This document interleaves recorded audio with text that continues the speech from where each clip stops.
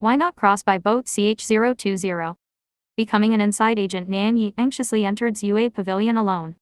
As she pushed open the door, a warm atmosphere greeted her. The high-quality silver charcoal in the brazier burned quietly with no visible smoke or embers, filling the room with a gentle warmth. The small pavilion was elegant and cozy, with every decoration placed just right, exuding the poise and dignity of a noble family. This would be the place where she would live from now on. But she couldn't feel any joy. It felt more like a delicate, warm cage. She shouldn't have been caught up in the intrigue of Wang Zuwu, but whether she wanted to or not, it didn't matter. She was merely a pawn in Shay Keishan's game. She couldn't understand Shay Keishan's every move. He clearly treated her like a plaything, yet if she looked at the results carefully, it seemed as though, whether intentionally or unintentionally, he was pushing her towards a better outcome. But if he was helping her, he constantly put her in difficult and embarrassing situations. Then there was the wild goose that Shay Suiyan mentioned, another knot in Nan Yi's heart. What exactly was Shay Keishan's stance? No, she had to ask him directly. But a late-night meeting between a brother and his sister-in-law. That seemed inappropriate. The thought flashed through her mind, but she quickly pushed it aside. After all, they had already had many private encounters when no one else knew, so what difference would one more make? Shay Keishan lived in Jingfeng Residence, which was located diagonally across from Zue Pavilion, separated by a narrow passage. There had originally been a small door facing the passage, but it had been sealed with wooden bars. To get to Jingfeng Residence, one would have to make a long detour around most of Wang Zuwu, and Nan Yi didn't want to draw attention. Her skills in moving stealthily like a thief would come in handy. When Nan Yi jumped through the window into Jingfeng Residence, the room was dimly lit and filled with the strong smell of herbs. She got Shay Keishan wasn't there. But as she glanced around, she noticed him sitting in the study, only a small candle burning on the desk, casting half his body in shadow.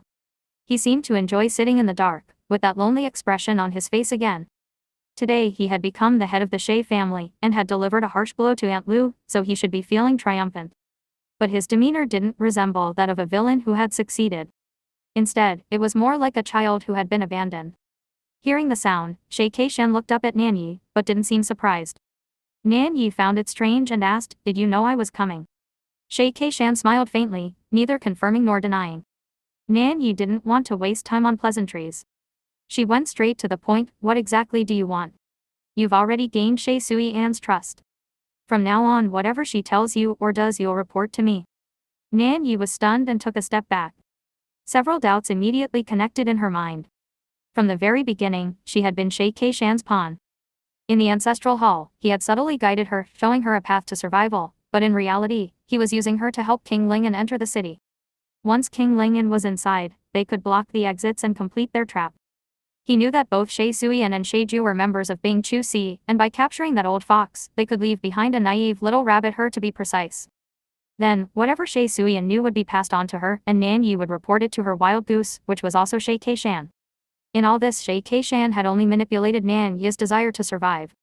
With just a few well-chosen words, he had turned her into a key piece of his plan. Ultimately, the information from Bing Chu Si would flow to Nan Yi, and from her, it would flow to Shay Keishan. But how could she betray Shay Suiyan? Moreover, betraying Shay Suiyan meant betraying King Lingyan. The safety of the new emperor was paid for with the lives of Peng Yu, Shay Heng, and countless others she hadn't even seen. She didn't want to become that inside agent. Seeing Nan Yi remain silent, Shay Keishan only smiled lightly, not in a hurry. "It's fine. I've never been one to force or threaten others. Take your time, think it over, and answer me when you're ready." At that moment, a voice from outside came announcing, "Young Master, General Hu Sha has arrived. Tell him to wait." Upon hearing the name Hu Sha, Nan Yi instinctively clenched her sleeve in fear. There was nothing on her face to hide her emotions, and if Hu Sha recognized her, Shay Keishan wasn't someone who wouldn't use threats. He simply didn't like getting his hands dirty and preferred not to personally wield the knife. Nan Yi felt a different kind of fear toward Hu Sha and Shay Keishan. Hu Sha was straightforward and brutal, a man who would attack without hesitation. Shay Keishan, on the other hand, was like a dull knife gradually wearing you down. At least with him, you wouldn't be killed immediately, and you might even fool yourself into thinking you could escape at some point. Shay Keishan casually picked up the half-burned candle by the desk and lit the candles one by one, filling the room with light. Soon, the room was brightly lit, and there was no longer any shadow.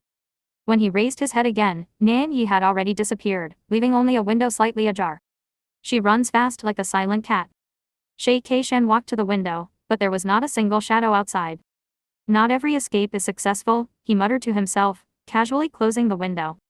Nan Yi was crouched in the corner outside the window, listening intently to his words. It doesn't matter whether it's effective or not, if I can escape once, it's worth it. Nan Yi hunched her back and carefully moved along the wall, hearing footsteps approaching from inside, and the sound of the door opening. It seemed that Hu Sha had entered. She dared not make a sound, afraid that even the slightest noise would alert Hu Sha. The night was eerily quiet, and though Nan Yi didn't want to listen, the voices from within the room still reached her ears. Shei Ju is stubborn, insisting that he isn't a member of Bing Chu Si and doesn't know where King Lingyan is hiding. If we use harsh punishment, it might get a bit ugly. After all, he's still your third uncle, so I'm here to ask your opinion. My third uncle is a man of loyalty and righteousness. Getting information from him won't be easy. Perhaps we should use him as bait to lure out Bing Chu Si's accomplices and catch them all at once. Nan Yi's eyelids twitched and she immediately thought of Shay Suiyan. What if the one who falls into the trap is Shay Suiyan? Unconsciously, Nan Yi inched closer to the window so she could hear more clearly. Inside the room, Hu Sha got for a moment and agreed with Shay Keishan's plan. All right, we'll do as you suggest. Afterward, Hu Sha took a scroll of parchment from his chest and placed it on the low table. I've reassigned the city's defense forces in Liju. Our soldiers are now in place throughout the city. This map of the defenses is confidential. There are only 2 copies. One is for you to keep, and the other stays with the military. Good. Shay Keishan succinctly accepted the map and put it in a drawer, then looked up at Hu Sha, signaling the end of the conversation. When Hu Sha didn't seem to be leaving, Shay Keishan raised an eyebrow. Is there anything else? Hu Sha hesitated for a moment but still asked. I heard you've placed the widow who just joined the Shay family in charge of the Shay family's rear courtyard. Why is that? Hearing them discuss her, Nan Yi grew tense.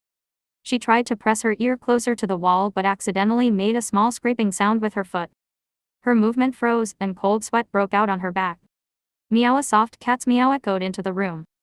Hu Sha, on alert, let out a breath, and Shay Keishan gave a barely noticeable smile. Shay Keishan's voice was devoid of any emotion. The order of the Shay family, I intend to overturn it from the inside out. The more of an outsider they are, the more effectively they can destroy them. Each word clearly reached Nan Yi's ears and her hair stood on end.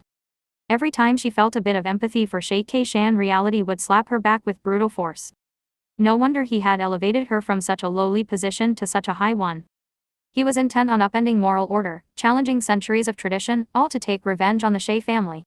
Shay Suiyan wasn't wrong at all. He was a madman.